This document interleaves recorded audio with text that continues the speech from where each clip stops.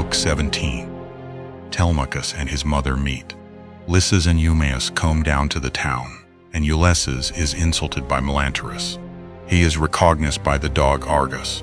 He is insulted and presently struck by Antinous with a stool. Penelope desires that he shall be sent to her. When the child of morning, rosy-fingered Dawn, appeared, Telemachus bound on his sandals and took a strong spear that suited his hands, for he wanted to go into the city. "Old friend," said he to the swineherd, "I will now go to the town and show myself to my mother, for she will never leave off grieving till she has seen me. As for this unfortunate stranger, take him to the town and let him beg there of anyone who will give him a drink and a piece of bread. I have trouble enough of my own, and cannot be burdened with other people. If this makes him angry, so much the worse for him, but I like to say what I mean." Then Ulysses said, "Sir, I do not want to stay here. A beggar can always do better in town than country, for anyone who likes can give him something. I am too old to care about remaining here at the beck and call of a master. Therefore, let this man do as you have just told him, and take me to the town as soon as I have had a warm by the fire, and the day has got a little heat in it. My clothes are wretchedly thin, and this frosty morning I shall be perished with cold, for you say the city is some way off." On this Telemachus strode off through the yards, brooding his revenge upon the suitors. When he reached home, he stood his spear against a bearing post of the cloister, crossed the stone floor of the cloister itself, and went inside. Nurse Euryclea saw him long before anyone else did. She was putting the fleeces on to the seats, and she burst out crying as she ran up to him. All the other maids came up too, and covered his head and shoulders with their kisses. Penelope came out of her room looking like Diana or Venus, and wept as she flung her arms about her son. She kissed his forehead and both his beautiful eyes. "Light of my eyes," she cried as she spoke fondly to him, "so, you are come home again? I made sure I was never going to see you any more. To think of your having gone off to Pylos without saying anything about it or obtaining my consent. But come, tell me what you saw." "Do not scold me, mother," answered Telemachus, "nor vex me, seeing what a narrow escape I have had. But wash your face, change your dress, go upstairs with your maids, and promise full and sufficient hecatombs to all the gods, if Jove will only grant us our revenge upon the suitors. I must now go to the place of assembly, to invite a stranger who has come back with me from Pylos. I sent him on with my crew, and told Piraeus to take him home, and look after him till I could come for him myself." She heeded her son's words, washed her face, changed her dress, and vowed full and sufficient hecatombs to all the gods if they would only vouchsafe her revenge upon the suitors. Telemachus went through and out of the cloisters spear in hand, not alone, for his 2 fleet dogs went with him. Minerva endowed him with a presence of such divine comeliness that all marveled at him as he went by, and the suitors gathered round him with fair words in their mouths and malice in their hearts. But he avoided them and went to sit with Mentor, Antiphus, and Halitherses, old friends of his father's house, and they made him tell them all that had happened to him. Then Piraeus came up with Theoclymenus, whom he had escorted through the town to the place of assembly, whereon Telemachus at once joined them. Piraeus was first to speak. "Telemachus," said he, "I wish you would send some of your women to my house to take away the presents Menelaus gave you." "We do not know, Piraeus," answered Telemachus. "What may happen? If the suitors kill me in my own house and divide my property among them, I would rather you had the presents than that any of those people should get hold of them. If on the other hand I manage to kill them, I shall be much obliged if you will kindly bring me my presents." With these words he took Theoclymenus to his own house. When they got there, they laid their cloaks on the benches and seats, went into the baths, and washed themselves. When the maids had washed and anointed them, and had given them cloaks and shirts, they took their seats at table. A maidservant then brought them water in a beautiful golden ewer, and poured it into a silver basin for them to wash their hands. And she drew a clean table beside them. An upper servant brought them bread and offered them many good things of what there was in the house.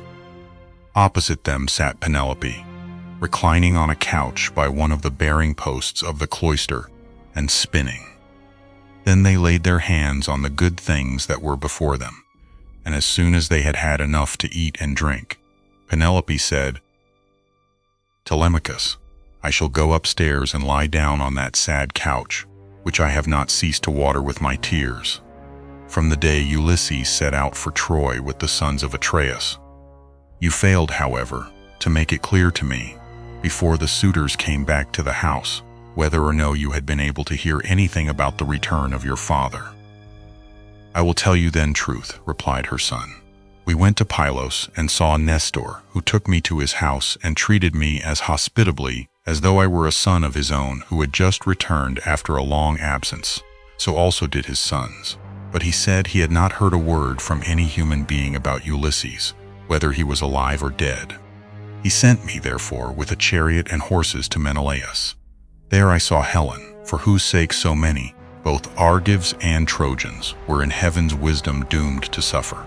Menelaus asked me what it was that had brought me to Lacedaemon, and I told him the whole truth, whereon he said, 'So then, these cowards would usurp a brave man's bed.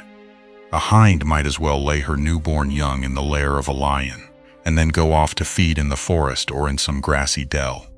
The lion, when he comes back to his lair, will make short work with the pair of them, and so will Ulysses with these suitors.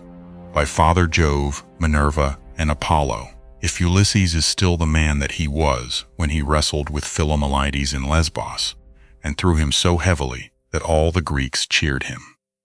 If he is still such, and were to come near these suitors, they would have a short shrift and a sorry wedding.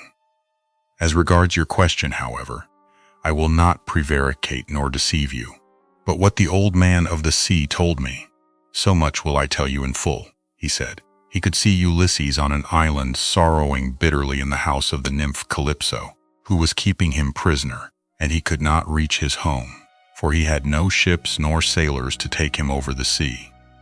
This was what Menelaus told me, and when I had heard his story I came away. The gods then gave me a fair wind, and soon brought me safe home again." With these words he moved the heart of Penelope. Then Theoclymenus said to her, "Madam, wife of Ulysses, Telemachus does not understand these things. Listen therefore to me, for I can divine them surely, and will hide nothing from you.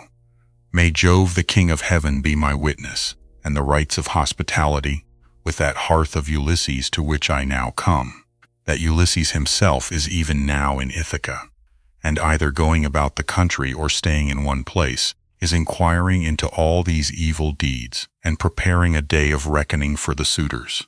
I saw an omen when I was on the ship, which meant this, and I told Telemachus about it." "May it be even so," answered Penelope. "If your words come true, you shall have such gifts and such goodwill from me, that all who see you shall congratulate you." Thus did they converse.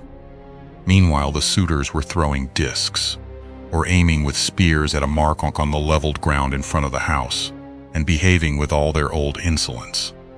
But when it was now time for dinner, and the flock of sheep and goats had come into the town from all the country round, with their shepherds as usual, then Medon, who was their favorite servant, and who waited upon them at table, said, "Now then, my young masters, you have had enough sport, so come inside that we may get dinner ready.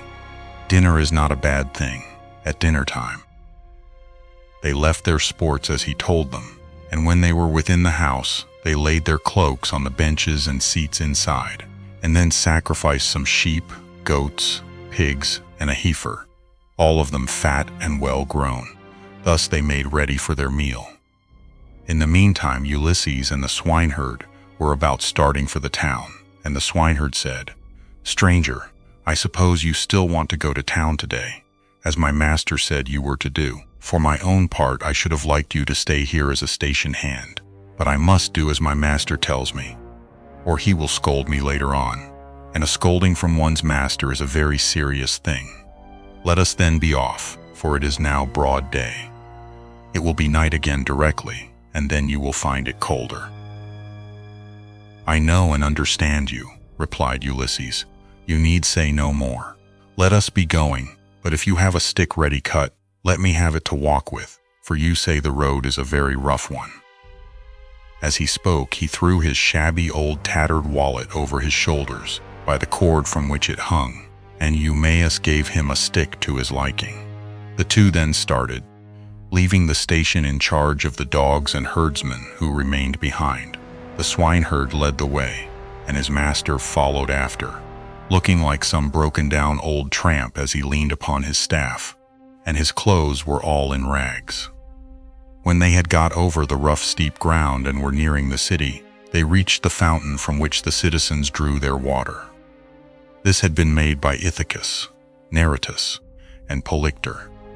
There was a grove of water-loving poplars planted in a circle all round it, and the clear, cold water came down to it from a rock high up, while above the fountain there was an altar to the nymphs, at which all wayfarers used to sacrifice. Here Melanthius, son of Dolius, overtook them as he was driving down some goats, the best in his flock, for the suitors' dinner, and there were 2 shepherds with him. When he saw Eumaeus and Ulysses, he reviled them with outrageous and unseemly language, which made Ulysses very angry. "There you go," cried he, "and a precious pair you are. See how heaven brings birds of the same feather to one another. Where, pray, master swineherd, are you taking this poor, miserable object? It would make anyone sick to see such a creature at table. A fellow like this never won a prize for anything in his life, but will go about rubbing his shoulders against every man's doorpost, and begging, not for swords and cauldrons like a man, but only for a few scraps not worth begging for. If you would give him to me for a hand on my station, he might do to clean out the folds, or bring a bit of sweet feed to the kids, and he could fatten his thighs as much as he pleased on way. But he is taken to bad ways and will not go about any kind of work. He will do nothing, but beg victuals all the town over, to feed his insatiable belly. I say, therefore, and it shall surely be. If he goes near Ulysses' house, he will get his head broken. By the stools they will fling at him, till they turn him out." On this, as he passed, he gave Ulysses a kick on the hip out of pure wantonness, but Ulysses stood firm and did not budge from the path. For a moment he doubted whether or no to fly at Melanthius and kill him with his staff, or fling him to the ground and beat his brains out. He resolved, however, to endure it and keep himself in check. But the swineherd looked straight at Melanthius and rebuked him, lifting up his hands and praying to heaven as he did so. "Fountain nymphs," he cried, "children of Jove, if ever Ulysses burned you thigh bones covered with fat, whether of lambs or kids, grant my prayer that heaven may send him home.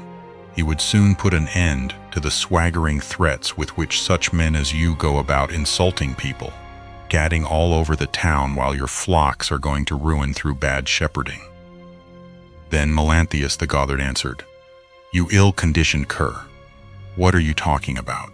Some day or other I will put you on board ship and take you to a foreign country, where I can sell you and pocket the money you will fetch. I wish I were as sure that Apollo would strike Telemachus dead this very day, or that the suitors would kill him, as I am that Ulysses will never come home again." With this he left them to come on at their leisure, while he went quickly forward and soon reached the house of his master. When he got there, he went in and took his seat among the suitors opposite Eurymachus, who liked him better than any of the others. The servants brought him a portion of meat, and an upper woman servant set bread before him, that he might eat. Presently, Ulysses and the swineherd came up to the house, and stood by it, amid a sound of music, for Phemius was just beginning to sing to the suitors.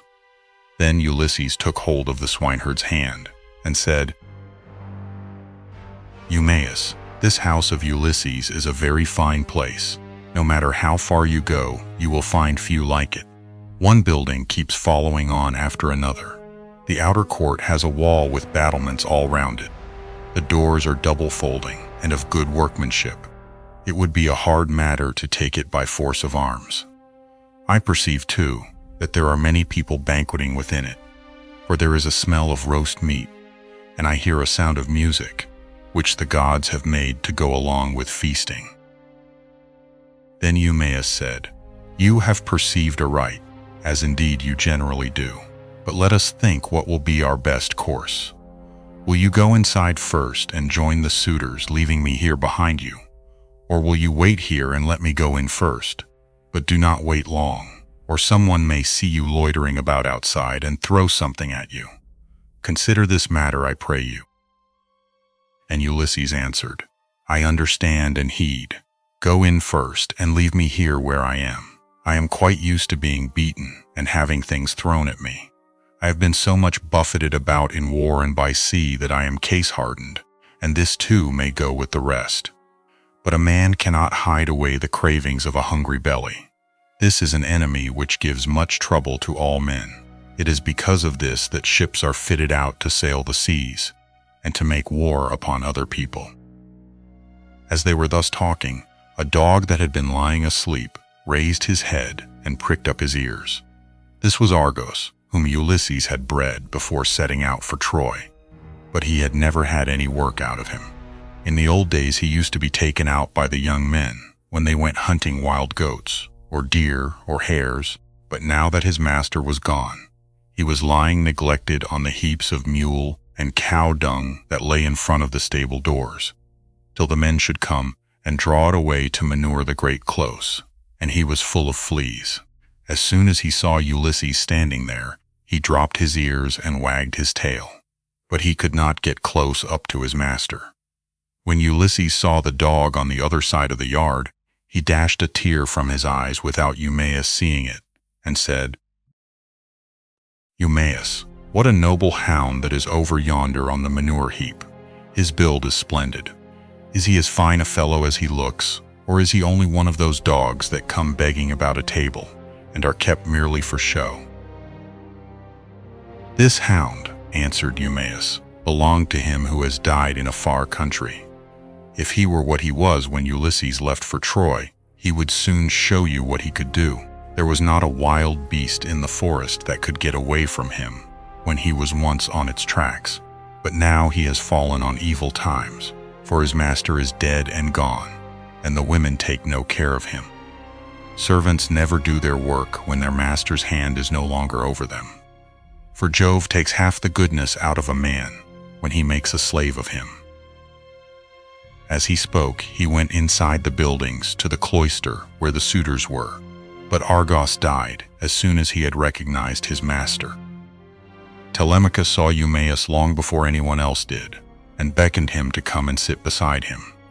So he looked about and saw a seat lying near, where the carvers sat serving out their portions to the suitors. He picked it up, brought it to Telemachus's table, and sat down opposite him. Then the servant brought him his portion, and gave him bread from the bread basket. Immediately afterwards Ulysses came inside, looking like a poor miserable old beggar, leaning on his staff and with his clothes all in rags.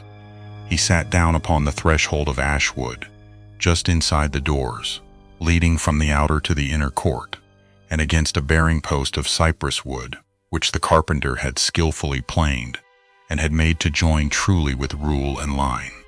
Telemachus took a whole loaf from the bread basket, with as much meat as he could hold in his 2 hands, and said to Eumaeus, "Take this to the stranger, and tell him to go the round of the suitors, and beg from them. A beggar must not be shamefaced." So Eumaeus went up to him and said, "Stranger, Telemachus sends you this, and says you are to go the round of the suitors begging, for beggars must not be shamefaced." Ulysses answered, "May King Jove grant all happiness to Telemachus, and fulfill the desire of his heart." Then with both hands he took what Telemachus had sent him, and laid it on the dirty old wallet at his feet. He went on eating it while the bard was singing, and had just finished his dinner as he left off. The suitors applauded the bard, Whereon Minerva went up to Ulysses and prompted him to beg pieces of bread from each one of the suitors, that he might see what kind of people they were, and tell the good from the bad. But come what might, she was not going to save a single one of them. Ulysses, therefore, went on his round, going from left to right, and stretched out his hands to beg as though he were a real beggar. Some of them pitied him, and were curious about him, asking one another who he was and where he came from. Whereon the Gothard Melanthius said, "Suitors of my noble mistress, I can tell you something about him, for I have seen him before. The swineherd brought him here, but I know nothing about the man himself, nor where he comes from." On this Antinous began to abuse the swineherd. "You precious idiot," he cried. "What have you brought this man to town for? Have we not tramps and beggars enough already to pester us as we sit at meat? Do you think it a small thing that such people gather here to waste your master's property, and must you needs bring this man as well?" And Eumaeus answered, "Antinous, your birth is good, but your words evil.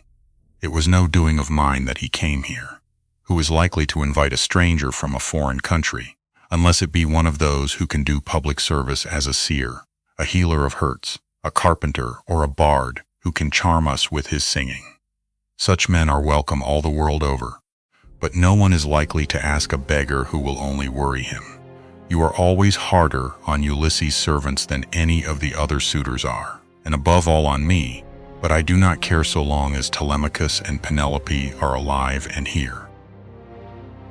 But Telemachus said, "Hush, do not answer him. Antinous has the bitterest tongue of all the suitors, and he makes the others worse."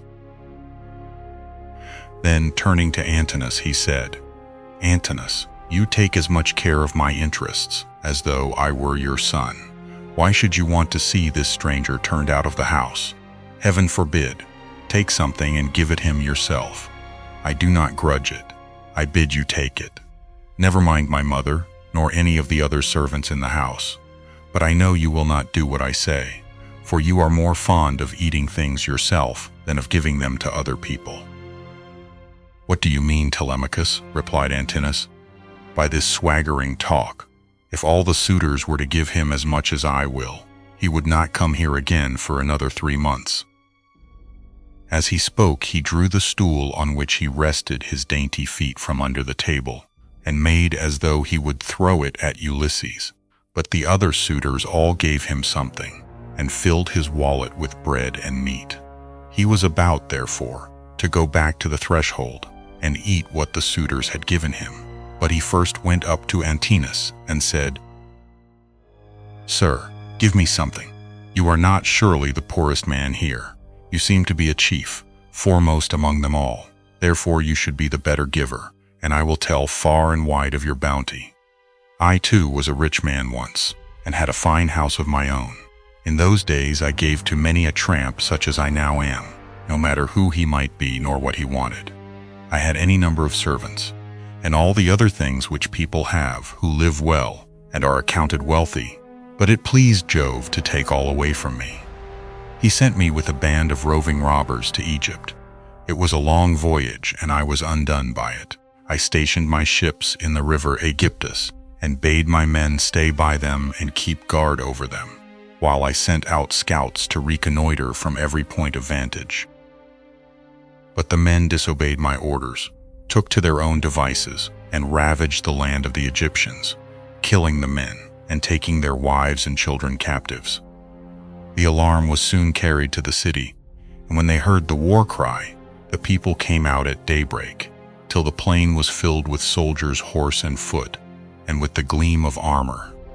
Then Jove spread panic among my men, and they would no longer face the enemy, for they found themselves surrounded. The Egyptians killed many of us, and took the rest alive to do forced labor for them. As for myself, they gave me to a friend who met them, to take to Cyprus, Demeter by name, son of Iasus, who was a great man in Cyprus. Thence I am come hither in a state of great misery." Then Antinous said, "What god can have sent such a pestilence to plague us during our dinner? Get out into the open part of the court, or I will give you Egypt and Cyprus over again for your insolence and importunity. You have begged of all the others, and they have given you lavishly, for they have abundance round them, and it is easy to be free with other people's property when there is plenty of it. On this Ulysses began to move off and said, Your looks, my fine sir, are better than your breeding.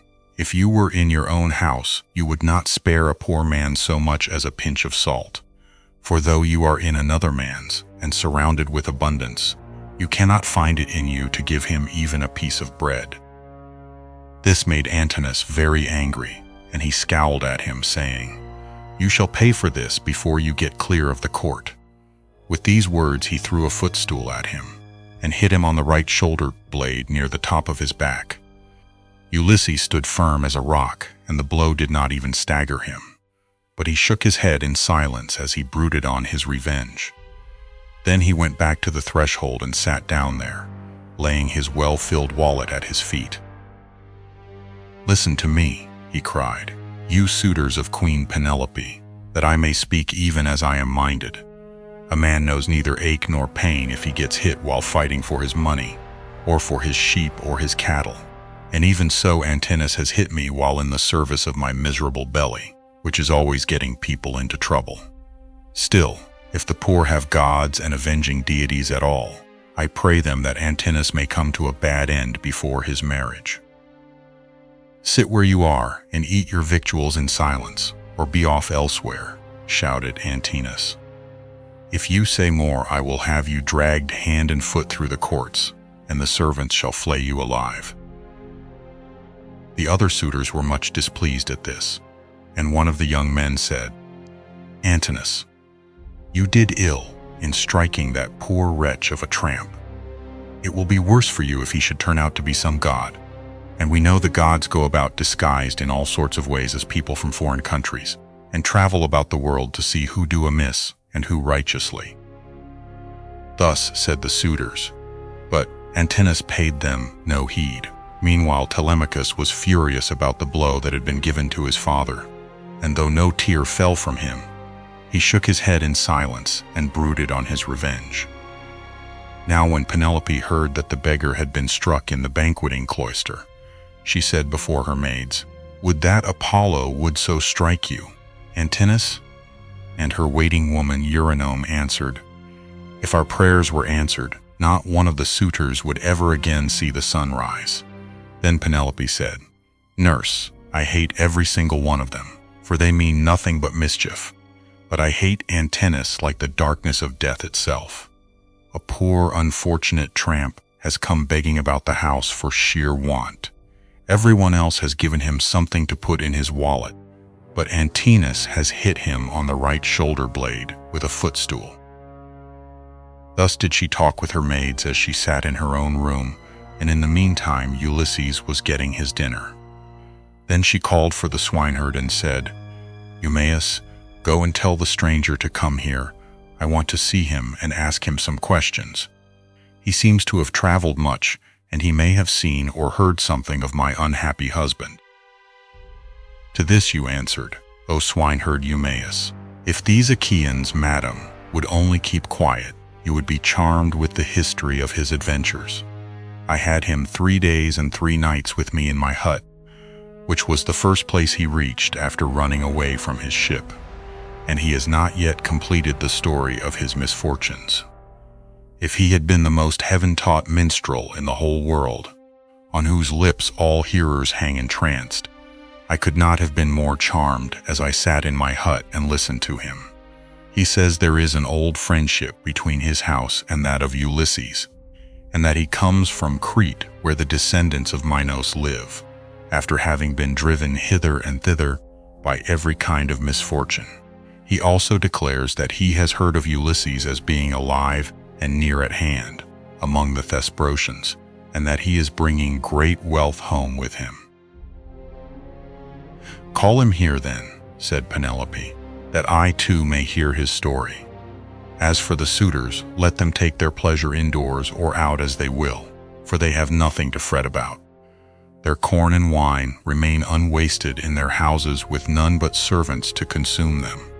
while they keep hanging about our house day after day, sacrificing our oxen, sheep, and fat goats for their banquets, and never giving so much as a thought to the quantity of wine they drink.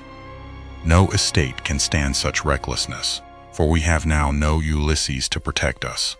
If he were to come again, he and his son would soon have their revenge." As she spoke, Telemachus sneezed so loudly that the whole house resounded with it. Penelope laughed when she heard this and said to Eumaeus, "Go and call the stranger. Did you not hear how my son sneezed just as I was speaking? This can only mean that all the suitors are going to be killed, and that not one of them shall escape. Furthermore, I say, and lay my saying to your heart, if I am satisfied that the stranger is speaking the truth, I shall give him a shirt and cloak of good wear." When Eumaeus heard this, he went straight to Ulysses and said, "Father stranger, my mistress Penelope, mother of Telemachus, has sent for you. She is in great grief, but she wishes to hear anything you can tell her about her husband, and, if she is satisfied that you are speaking the truth, she will give you a shirt and cloak, which are the very things that you are most in want of. As for bread, you can get enough of that to fill your belly, by begging about the town, and letting those give that will." "I will tell Penelope," answered Ulysses, "nothing but what is strictly true. I know all about her husband, and have been partner with him in affliction. But I am afraid of passing through this crowd of cruel suitors, for their pride and insolence reach heaven. Just now, moreover, as I was going about the house without doing any harm, a man gave me a blow that hurt me very much. But neither Telemachus nor anyone else defended me. Tell Penelope, therefore, to be patient and wait till sundown. Let her give me a seat close up to the fire, for my clothes are worn very thin. You know they are, for you have seen them. Ever since I first asked you to help me, she can then ask me about the return of her husband." The swineherd went back when he heard this, and Penelope said as she saw him cross the threshold, "Why do you not bring him here, Eumaeus? Is he afraid that someone will ill-treat him, or is he shy of coming inside the house at all? Beggars should not be shamefaced."